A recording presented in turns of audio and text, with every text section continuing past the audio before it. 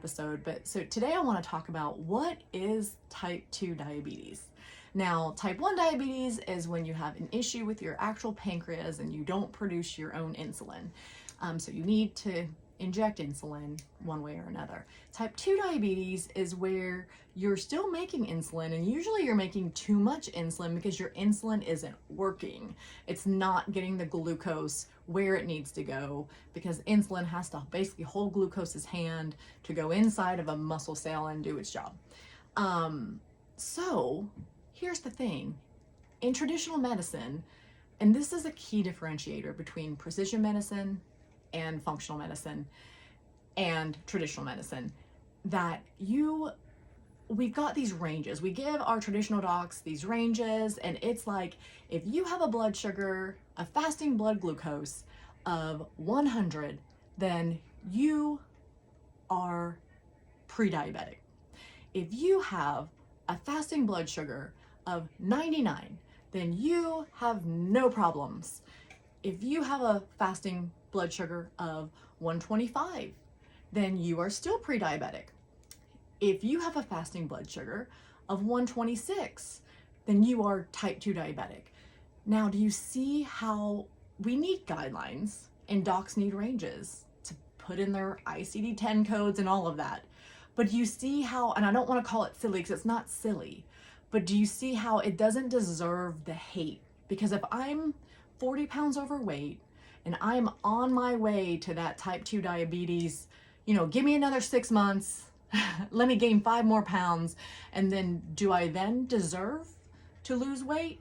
And do I then deserve to use a medication that currently only has an indication because Big Pharma and the FDA say it's the indication? Or did I still deserve to use it when I was only pre-diabetic? And even still, if I'm on my way, us in the functional medicine world know that if your fasting blood sugar is greater than 80 to 90, that's the start. Like, things are not working as smoothly as they need to. We need to look at things. Do we need to work on your insulin sensitivity? What do we need to do? Now, does that person who's on their way to prediabetes not deserve to use it until they're sick enough?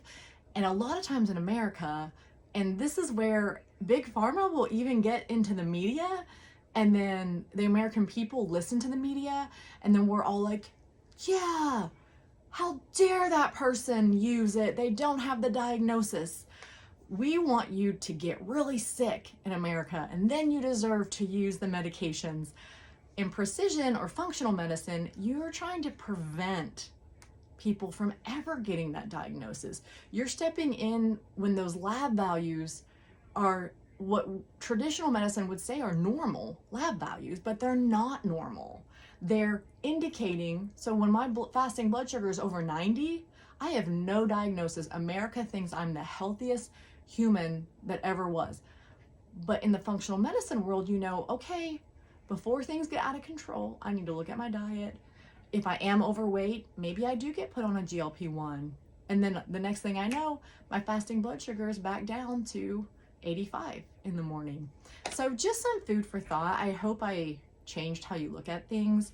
Type 2 diabetes and metabolic syndrome is very much a spectrum disorder that, because of insurance and everything and indications, we've had to just arbitrarily be like 100 and 125 are the fasting blood sugar values that are meaningful, and that is a little arbitrary. So I like to just kind of remove myself from those ranges and just